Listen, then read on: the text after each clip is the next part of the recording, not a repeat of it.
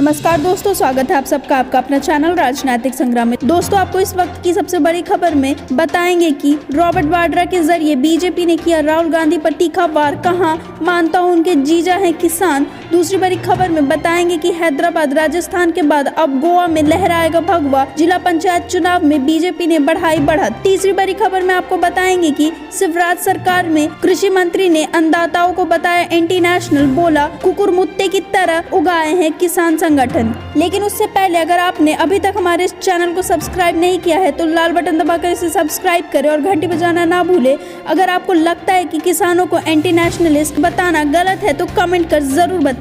रुक करते हैं पहली बड़ी खबर की तरफ, जहां आपको हम बता दें कि राष्ट्र राजधानी दिल्ली से सटे तमाम बॉर्डरों पर कई दिनों से जारी किसान आंदोलन के बीच बीजेपी ने सोमवार को कांग्रेस और राहुल गांधी पर तीखा वार किया है। पार्टी ने राहुल गांधी पर उनके जीजा जी के जरिए से हमला बोला है। बीजेपी के प्रवक्ता संबित पात्रा ने कहा है कि राहुल गांधी को फसलों के नामों की जानकारी भी नहीं है। कांग्रेस नेता राहुल गांधी किसान आंदोलन को लेकर लगातार केंद्र सरकार को घेरते आए हैं। उन पर पलटवार करते हुए बीजेपी प्रवक्ता संबित पात्रा ने कहा, राहुल गांधी किसानों को भ्रमित करने के लिए बार बार ट्वीट कर रहे हैं। राहुल जी कितना समझते हैं किसानों को? हम माना उनके जीजा किसान हैं। आपको अंदर की बात बताता हूँ कि रबी और खरीफ को वो बीजेपी के कार्यकर्ता समझते हैं, उन्हें तो यह भी पता नहीं है कि ये फसलों के नाम है। बीजेपी प्रवक्ता ने किसान आंदोलन को लेकर विपक्ष पर भ्रम फैलाने का आरोप लगाया। उन्होंने कहा कि किसान आंदोलन पर विपक्ष भ्रम फैलाने की कोशिश कर रही है। वहीं मध्य प्रदेश के मुख्यमंत्री शिवराज सिंह चौहान ने किसान आंदोलन पर कहा कि कांग्रेस किसानों के नाम पर राजनीतिक रोटियां ना सेके। उन्होंने कहा कि देश के किसान इन कानूनों के पक्ष में हैं। जो किसान भाई सिंधु बॉर्डर पर बैठे हैं वे भी हमारे अपने हैं। सरकार हर प्रश्न का उत्तर देने और हर समस्या के समाधान के लिए तैयार है। रुक करते हैं अगली बड़ी खबर की तरफ, जहां भारतीय जनता पार्टी ने हैदराबाद राजस्थान में हुए चुनाव में शानदार प्रदर्शन के बाद गोवा के जिले पंचायत चुनाव में भी बढ़त बना ली है। गोवा में पंचायत चुनाव के नतीजे आज घोषित किए जा रहे हैं। इसके लिए राज्य भर के 15 केंद्र पर मतगणना जारी है। शनिवार को 48 निर्वाचित क्षेत्रों में जिला पंचायत चुनाव हुआ था। राज्य में मतदान में 56.82% मतदान हुए थे। गोवा राज्य निर्वाचित आयोग के अनुसार उत्तर गोवा जिले में 58.43% और दक्षिण गोवा में 55% मतदान हुआ। बीजेपी ने मतदान की शुरुआती रुझानों में बढ़त बनाई है। पार्टी ने 21 सीटों में से 13 सीटों पर जीत दर्ज की है, जिससे अब तक कांग्रेस ने 2 सीटों के साथ दूसरे नंबर पर छोड़ दिया है, जबकि निर्दलीय 5 सीट हासिल की है और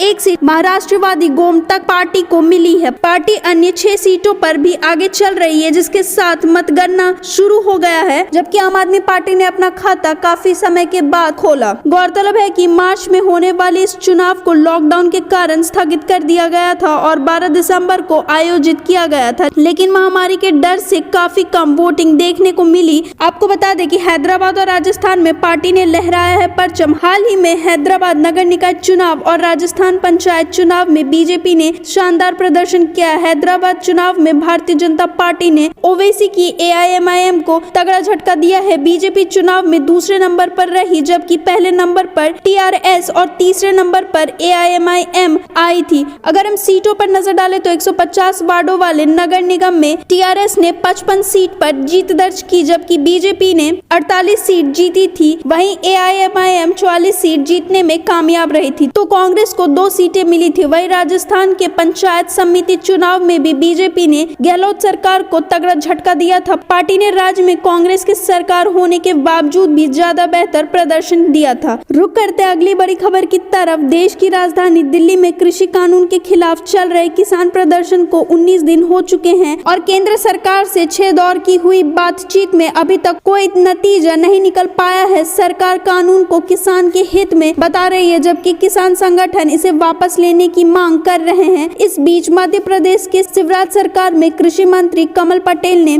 किसानों को लेकर विवादित बयान दिया है। किसान समिति से एक दिन पूर्व उज्जैन पहुंचे मध्य प्रदेश प्रदेश के कृषि मंत्री कमल पटेल ने प्रदर्शनकारी किसान संगठनों को कुकुरमुत्ता करार दिया। इसके साथ ही उन्होंने किसानों को एंटी सोशलिस्ट भी बता दिया। मध्य प्रदेश के कृषि मंत्री कमल पटेल ने कहा कि आंदोलन करने वाले किसान अचानक सांप, बिच्छू, नेवले और कुकुरमुत्ता की तरह पनप आए हैं। उन्होंने आगे कहा कि जैसे बाढ़ आती है और बाढ़ में जब पानी बहुत ज्यादा हो जाता है, सांप, बिच्छू, नेवले जितने भी प्रकार के जानवर होते हैं एक पेड़ पे चढ़ जाते हैं और जान बचाने के लिए एक साथ एकत्रित होने लगते हैं। इसी प्रकार देश में विकास की और मोदी जी की बाढ़ आई हुई है। सारे विपक्ष उसमें बह रहे हैं, सब एकत्रित हो गए हैं और विरोध कर रहे हैं, गुमराह कर रहे हैं। मध्य प्रदेश के कृषि मंत्री कमल पटेल बीजेपी के किसान के संवाद कार्यकर्ता के तहत उज्जैन में एक प्रेस कॉन्फ्रेंस को संबोधित कर रहे थे, जिस दौरान उन्होंने ये बात कही। उन्होंने किसानों को, प्रदर्शनकारियों को एंटी सोशलिस्ट भी कहकर संबोधित किया। आपको बता दें कि केंद्र कृषि मंत्री नरेंद्र सिंह तोमर ने शनिवार को कहा कि किसानों के साथ वार्ता की अगली तारीख तय करने के लिए सरकार उनके संपर्क में है। तोमर ने पीटीआई भाषा से कहा, बैठक निश्चित रूप से होगी, हम किसानों के साथ संपर्क में हैं। उन्होंने कहा कि सरकार किसी भी समय बातचीत के लिए तैयार है। किसान नेताओं को तय करके बताना है कि वे अगली बैठक के लिए कब तैयार है। प्रदर्शनकारी किसानों की 40 यूनियनों के प्रतिनिधित्व के साथ सरकार की बातचीत की अगुवाई तोमर कर रहे हैं। इसी के साथ केंद्र वाणिज्य, उद्योग तथा खाद्य मंत्री पीयूष गोयल तथा उद्योग राज्य मंत्री सोम प्रकाश शामिल हैं।